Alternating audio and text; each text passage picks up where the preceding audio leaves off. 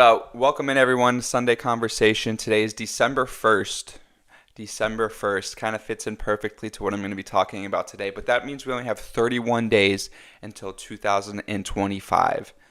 31 days. That's it. So you have one more month to get your plans together for what you want to accomplish in 2025 and then hit the ground running on January 1st, 2025. So today is kind of going to be a little intro to planning and what I'm going to talk about and getting people in the right foot to get in the right direction of where you want to be in 2025. So obviously, by the title of this video, top 5 industries that are set to explode in 2025. So I have that list here.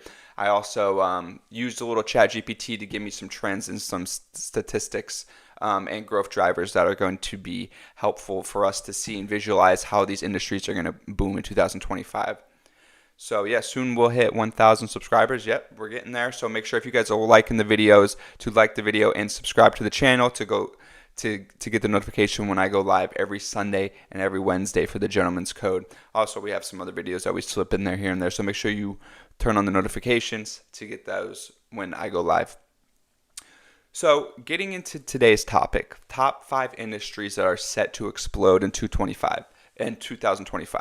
So what does that mean exactly? What does that look like? Well, it might look a little bit different for everyone, right? Say you're someone who's young.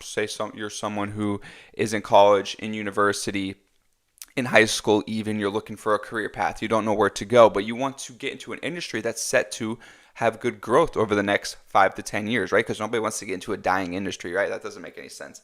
Why would you want to get into an industry that's not going to be around in 10 years, 15 years, right? So these industries that I'm going to talk about today are ones that are on the rise. So honestly, what I did is I looked at past trends in the past year and saw which industries had great growth in 2024, and then using the statistics of growth in that of ones that are set to even grow even more in 2025. So you might be somebody, like I said, who is looking to get their first job or looking to be someone who wants to start their own business. All of these industries are going to be great avenues for you to A, either get a job in if you could, or B, start your own business and start getting side income or start making main income in these areas. And a lot of them is ones that we already touch on.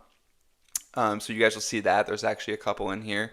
E-commerce is one, and also financial markets, the technology it's under, but financial tech.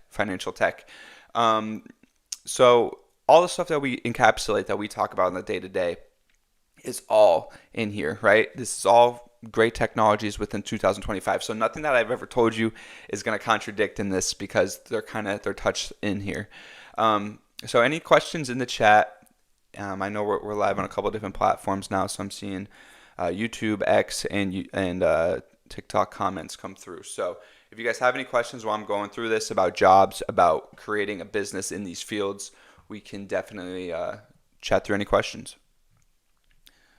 So I am going to get this set up for us here, and then the first one we're going to touch on, I kind of put these in a different order, and then ChatGPT, you guys will see it gave me the growth drivers, the trends, and then statistics. But let me transition into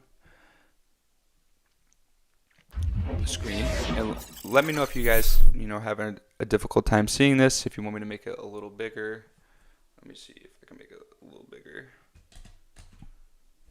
Maybe not, but if you guys can see it on your end, give me a thumbs up, let me know.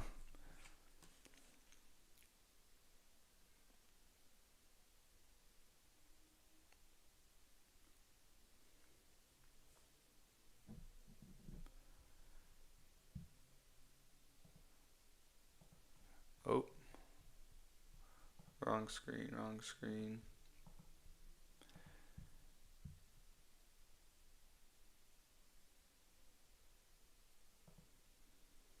All right, here we go. So the first topic, or the first industry that's set to have a great year in 2025, customer services, right? And why is customer services set to have a great year? Well, let me tell you why.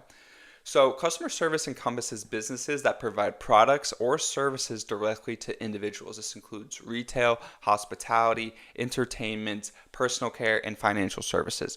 So, think of anything that you actually have to go to a person to talk about when you are going into a bank, into a store, putting groceries in bags, right? Anything that kind of encapsulates you getting service from a person, whether that's a restaurant business, right? You're going out to dinner, you're going to get a movie and a drink, right? While you're watching a show, right? And they have food service that come around.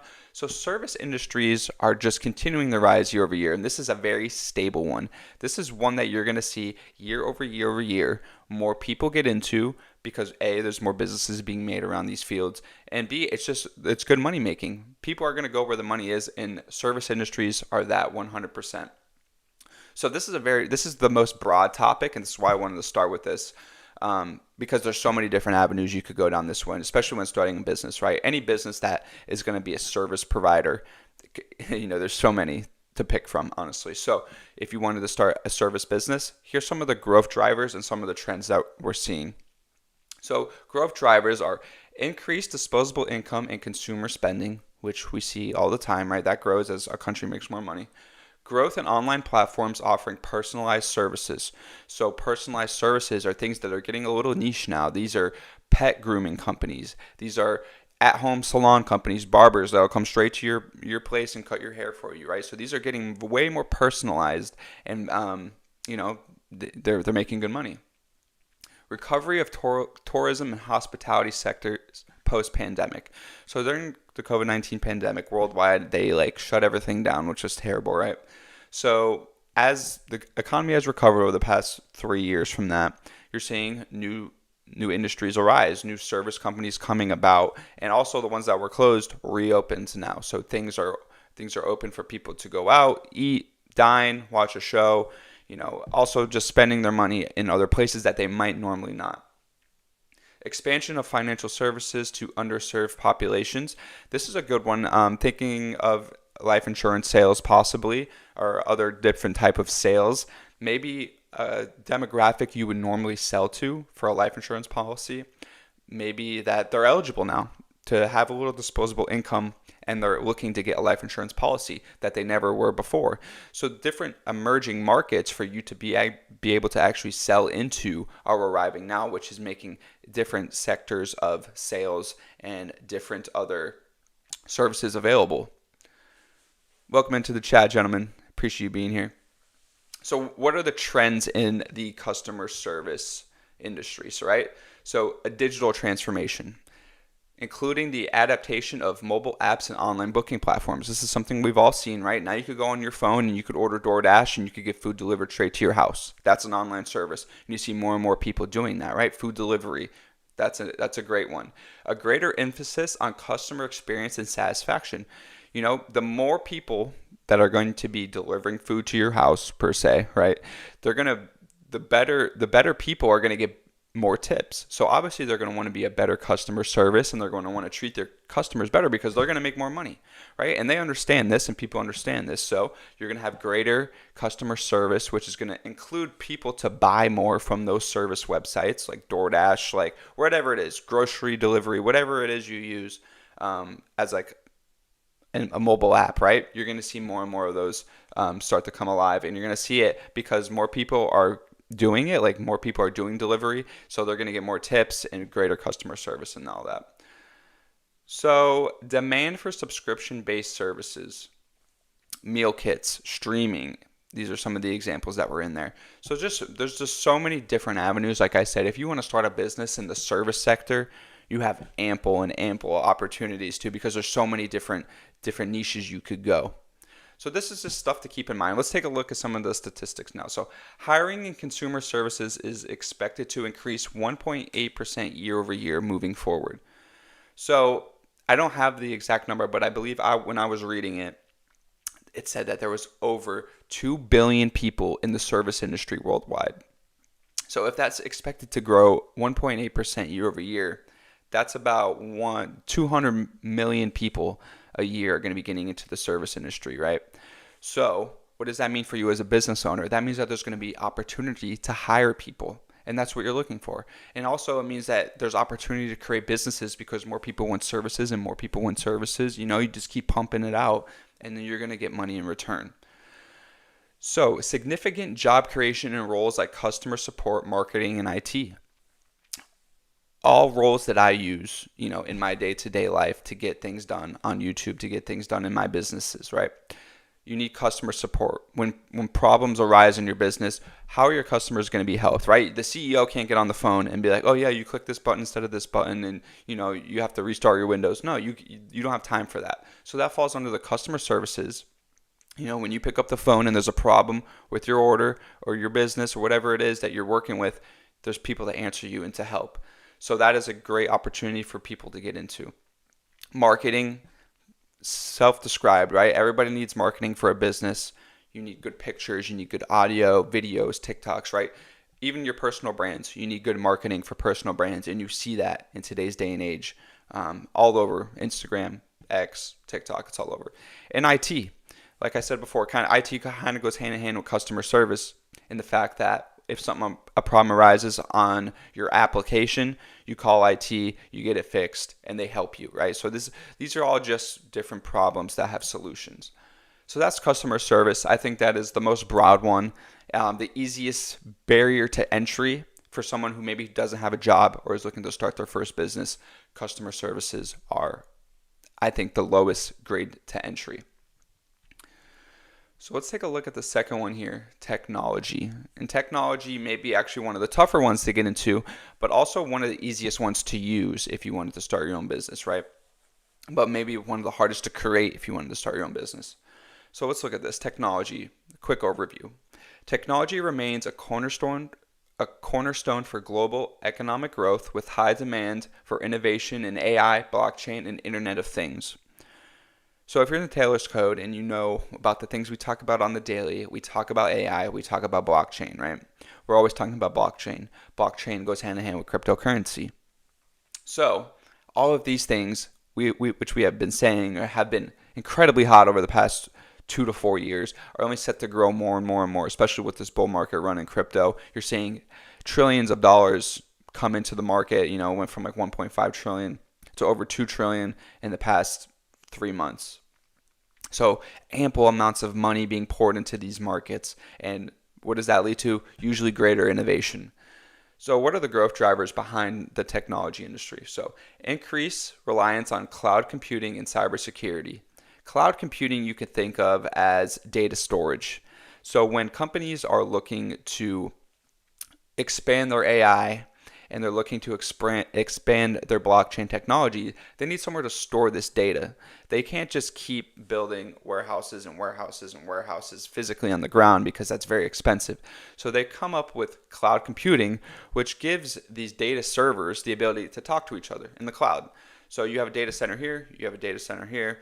You can't physically get all the data there together. So what do? You get the data to meet in the cloud, and then you could access it directly to the cloud. Also, cybersecurity, just adding a layer of protection to this data that's in the cloud and transmitting between server farms and stuff like that. You have that reliance that, okay, this data is good, it's clean, and nobody is attacking it, which is needed in today's day and age because it seems like everyone's always trying to steal data and stuff like that.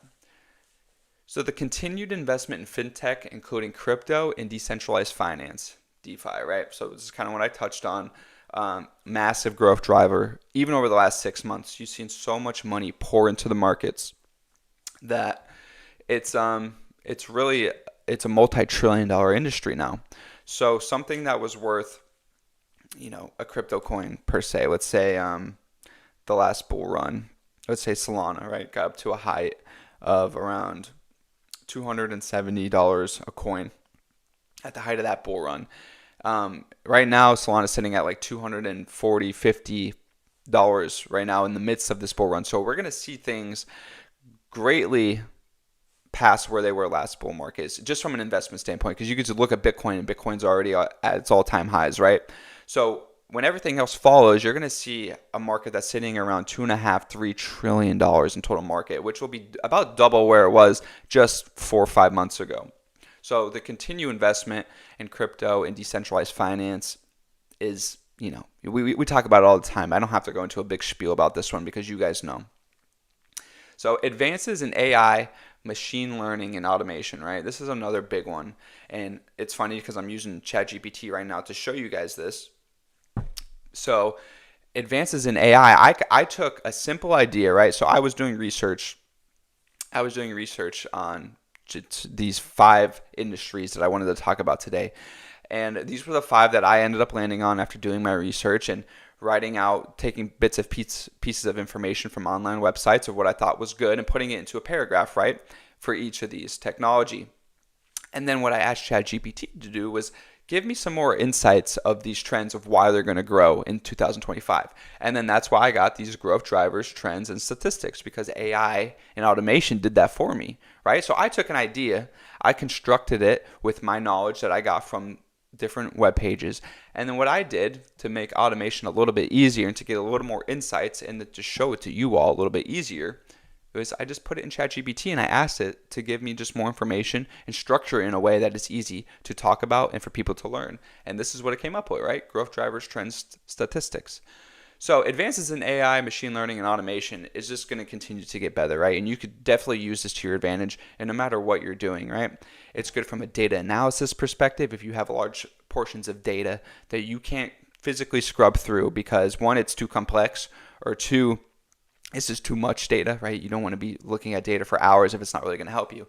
So tools like ChatGPT and other different machine learning and automation tools are only getting better. So use those to your advantage whenever you're creating a business, creating a side hustle, or you're working in your job, right? On the day-to-day. So growing global internet penetration and 5G expansion. This is honestly one of the most important in terms of a technology, right? Giving people the accessibility to high-speed internet and having the ability to actually get on the blockchain, get on to AI, and not take 5 hours to make a transaction or 5 hours to get a prompt up and ran, right? So that's continuing to grow and to get better as well. So some trends on technology, now that we talked about the technologies. Focus on green IT solutions and energy-efficient technologies. Increased adaptation of remote work tools and digital collaboration software, growth in the metaverse and virtual augmentation reality apps. So, if you were going to start a business in one of these fields, which ones would you choose? I personally wouldn't choose the growth in meta AI because that seems a little complex to create augmented reality apps. But focusing on green IT solutions and energy efficient technology, I think is very doable. How do you make applications faster and data warehouses less congested so that you could get your transactions in and out, right? I think those are all great ways to work and to build towards. It's a good common goal for every person who's interested in technology to have. So the increase in adoption of remote work tools and digital collaboration software, you could think of tools like Canva, Zoom, all those different things, Google Workplace, like the Sheets and the Word docs, right? So you could go on and you could do something, and then you could send it to your buddy who is also working on the same thing without ever having to actually like physically send that to each other. You just pop in and you collaborate and you go. The global technology market is projected to grow CAGR of 5.6% through 2025, right? Crypto and DeFi sectors are witnessing exponential growth, with DeFi transactions surpassing 1 trillion in 2023. That's an old number now, being used by ChatGPT, but like I said, we've passed over the 2 trillion mark in 2024.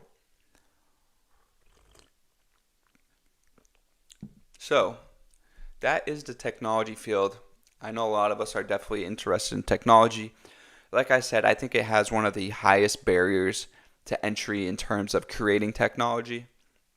You need ample amounts of knowledge and skill to build new technologies, right? You have to really be a coder, a developer to get these applications built and to run in such a way that's connected with this 5G expansion that we're talking about, right? So there's so much that kind of is involved in technology. I think it is more used where I think it's best used for us is to use the technology to enhance our businesses, right? ChatGPT, crypto, right? There's different ways that we can enhance our businesses that we already have, that we're building, and to use technology to go. But definitely, in terms of financial markets, the technology is not going away for financial fintech. So another industry that is set to explode in 2025 and has been over the past 1,000 years, right, is home care. So the home industry provides medical and non-medical assistance to individuals in their homes, catering primarily to the elderly of those with chronic conditions, right? So people that cannot take care of themselves. Aging populations and increased living expectancy, right? So as people get older, medicine gets better, you're going to live longer, but you physically might not be able to take care of yourself forever, right? So this is something that we're seeing is on the rise. This is not a field that I would get into per se, right? This is not my top one that I want to get into, but it's definitely open for market to get in, and you can make a lot of money in it, right? It's an open market where you could get in and either create a business, or you could go work for a business where you're making money doing this. So let's just read through some of the growth drivers and trends here. So preference for aging in place rather than institutional care, technology advancements in home monitoring and telehealth. So this is, you just zoom into a doctor, right? And he tells you, oh, okay, you have this, and he gives you pills or whatever. Not that I agree with it, but those are some of the advancements that you're seeing. So trends are growth in private duty home care services for personalized needs, right? Increase adoption of wearable health devices and telemedicine, like I said, hopping on Zoom, wearing an Apple Watch, all those kind of things. Partnerships between home care providers and insurance companies, and some of the stats. So the U.S. home care providers market has grown 3.1% annually from 2018 to 2023. I'd imagine that's true for 2024. The global market value expected to exceed $260 billion by 2026. $460 billion, right? This market's worth. So this is just another avenue, right? This is why I wanted to come on here. What I wanted to talk about is planning, right? We're planning for our 2025. Maybe you don't have a business idea right now. Maybe you want a business idea. Maybe you don't have a job right now. You want a job. You want to get into a market that's going to be great, that you could learn in, and you could grow in, right? So this is all I'm talking about here. This is not me saying go build a home living facility, right?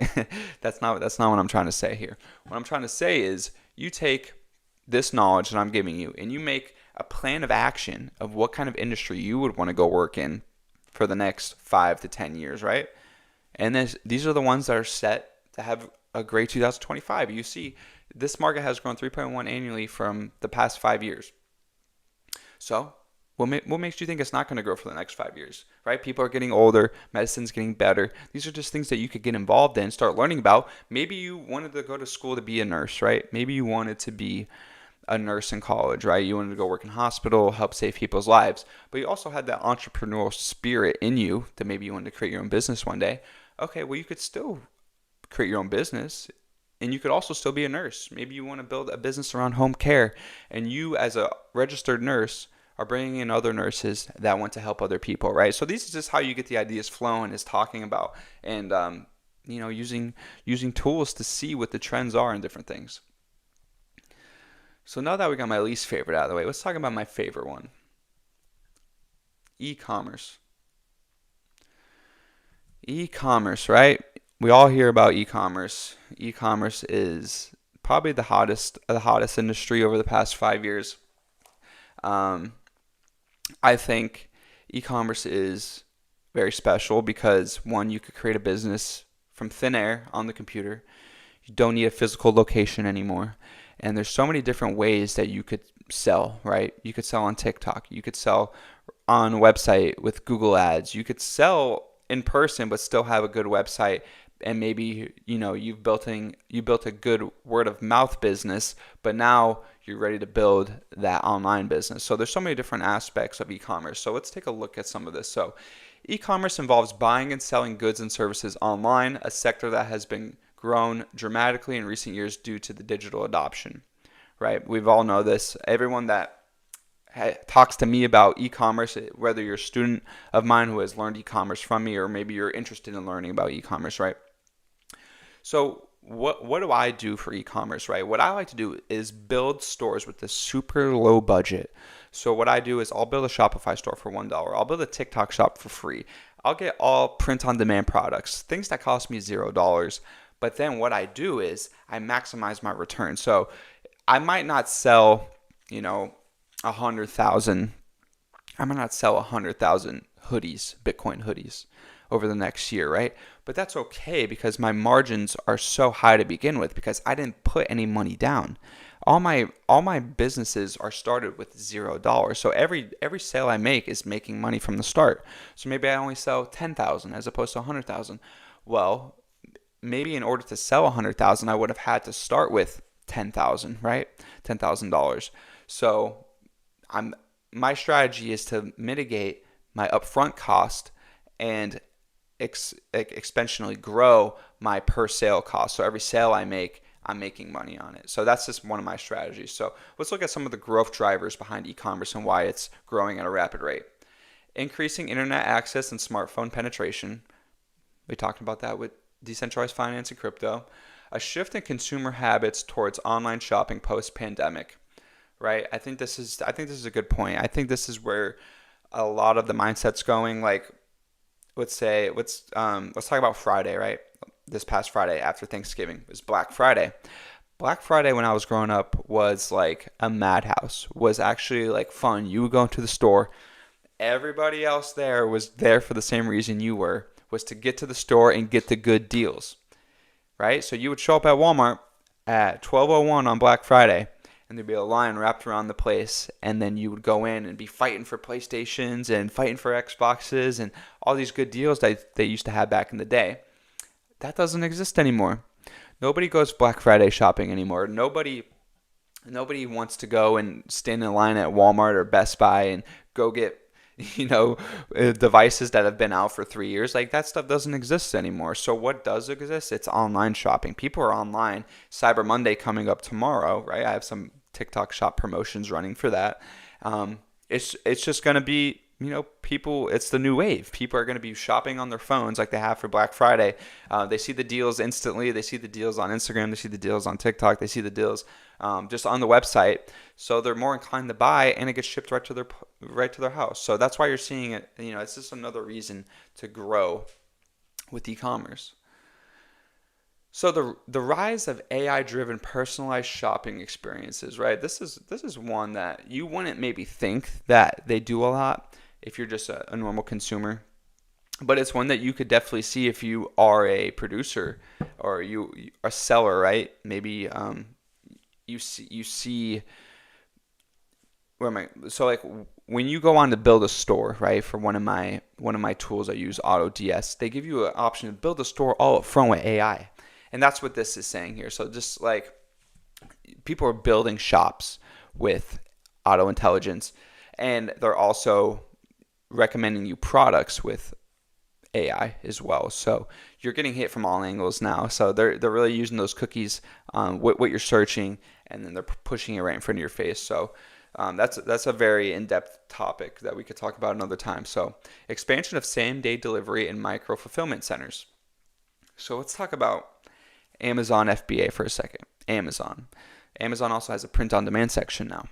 So Amazon has become the shipping king, right? They could get you packages in 1 to 2 days usually, depending on where you are. If you're in a more remote location, might take you a little bit longer to get your package. But Amazon, they could pretty much get you anything in 1 to 2 days, which is insane, right? So how do they do that? What they use is Amazon FBA, fulfillment by Amazon. And what they do is, say if you're a supplier of, let's say Stanley cups for one, because I know a buddy of mine who is into e-commerce, and he has an Amazon FBA where he sells Stanley cups. So what he does is he goes out and he buys his Stanley cups at bulk price from wherever he gets them from. I think he used to get them from Dick's Sporting Goods or something. And you go on and you actually box up all the Stanley cups and you ship it to Amazon. So then Amazon holds it for you, and then when they get an order on your listing on Amazon.com, right? They go to your box that you got to them, they'll take out a Stanley Cup and they'll package it and they ship it off. So what this has done is has eliminated the process of needing me, who has Stanley Cups ready to be sold, boxing them up, taking them to the post office taking 3 to 5 days to get it to you, or even 2 days to get it out of the post office, right? Now it's giving Amazon the ability to use their greatest asset, which is their supply chain, which is their delivery drivers and their trucks, right? So now you take your products, they're all sitting in Amazon warehouses. These Amazon warehouses are not small, by the way. They're huge. They're massive. So you have thousands and thousands of suppliers sitting in different warehouses throughout the country, right? So they're able to instantly grab it. Like, we know where the closest one is to you. We're going to get that one shipped to you as soon as possible. So that's just a little insight of how they do this. So another tool, e-commerce one, I've like Shopify, building my own, having that creativity. But if you do want the Amazon aspect, to list products on Amazon to get them out quickly with shipping, you should absolutely look into Amazon FBA. It's a great tool. One that I wish I got into a little bit earlier, but still a great tool. So some of the statistics, adoptions of cryptocurrency payments, I think that's just given the route we're going with crypto. You're going to start seeing apps being integrated to checkouts, like a Visa, like an Apple Pay. Now you're going to have crypto pay, Phantom Pay, right? It's going to be a Phantom wallet. You just connect your Phantom wallet and you pay for stuff. So many different aspects you could go down. The total market value is projected to be about $819 billion by 2027. So this is going to be $1 trillion market in the next 10 years, 100%. It's just going to come down to how you're going to innovate, how you're going to make e-commerce better, how you're going to sell better products, how you're going to have better shipping, right? So you think about these things when you're going to create a business or you're going to get involved in something, right? How are you going to make it better? Because that's where the real winners are going to stand out, is making these technologies better, not just selling shitty drop shipping products from China, right, on your website. That's not going to get you a sliver of that $819 billion pie, right? So I believe this is the last one here. Sustainable businesses. And this is kind of looking more towards the future. This is, I would say, the longest vision one. If you are looking to make money right now, this one is probably not it. This is more of a builder. This is more about sustainable earth, keeping the earth healthy, and then having a business doing it, because it's on a lot of people's minds right now, and you hear a lot about global warming and things like that in today's age. So let's talk about the business aspect of it. Sustainable businesses prioritize environmental, social, and governance, ESG, you might have heard that term before, factors to meet the demands of eco-conscious consumers and regulators. So some of the growth drivers behind this, we'll just read through it and then we'll talk about it. Increasing global awareness about climate change. What did I say?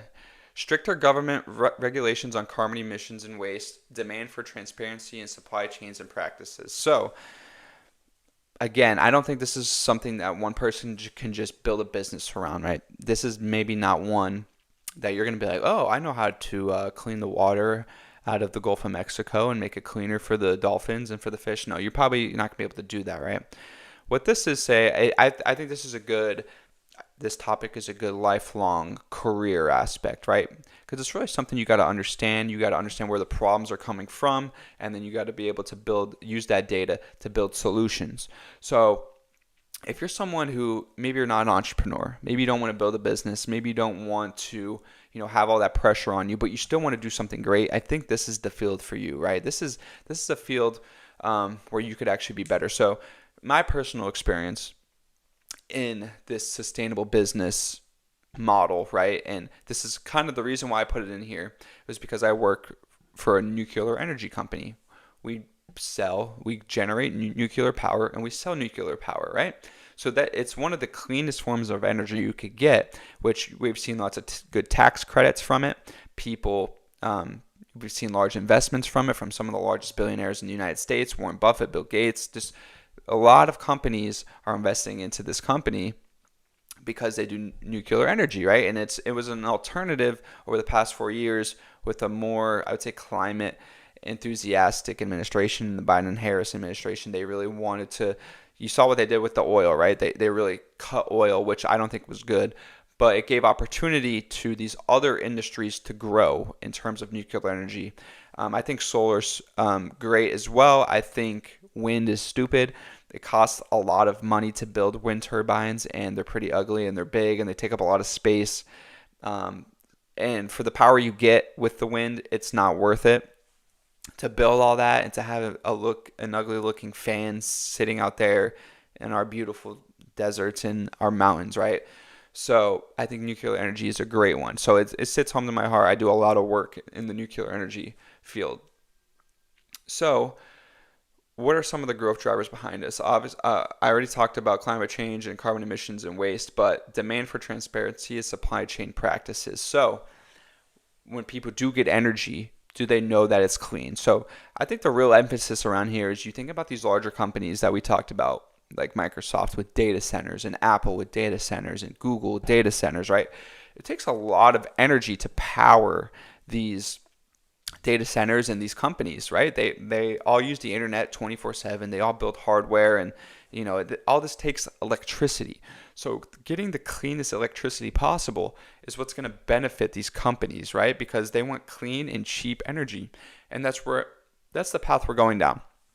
Don't get me wrong, oil and gas is great for so many different things, but it's different. You can't really use oil and gas to get electricity at a friendly way, right? We need ways to have electricity for infinite amount of time, right? Because we're not using electricity for the next 100 years, 200 years. We're using electricity until humans don't exist anymore. And the thing is with oil and natural gas is that it's going to run out, right?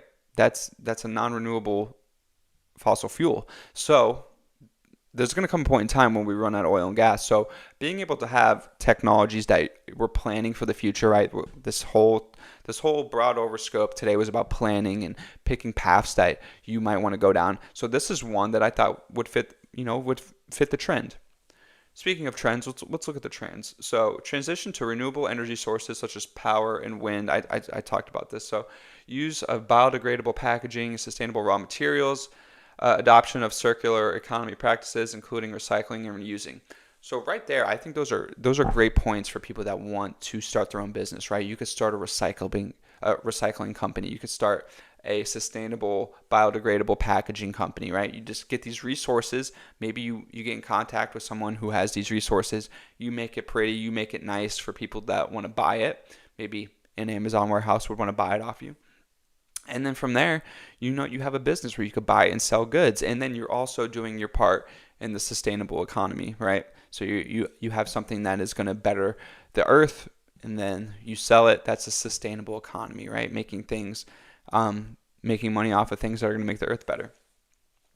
So by 2025, 75% of companies are expected to have measurable ESG goals. So this is what I talked about: Google, Microsoft, Apple. Like, these companies have ESG goals that they have to meet and that they have to hit.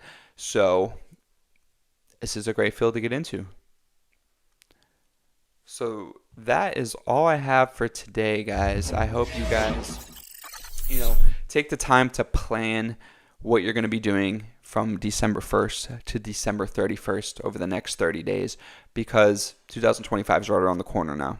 So you have no excuse as to what you want to do in 2025, because use these 30 days to plan and to get ahead of the competition into what you want to do in 2025, right? So that's going to be a point I'm going to be hammering home here in the final 3 weeks of 2024. So again, I'm just going to plug, make sure if you guys got this far in the video, appreciate you being here. Throw a subscribe, throw a like on the video, and we'll have more coming. So the more followers and everything we have, the more engagement we get in the chat, and that's just easier and better videos for this video in the Gentleman's Code on Wednesdays. So that's all I have for you guys. I hope you guys have a great rest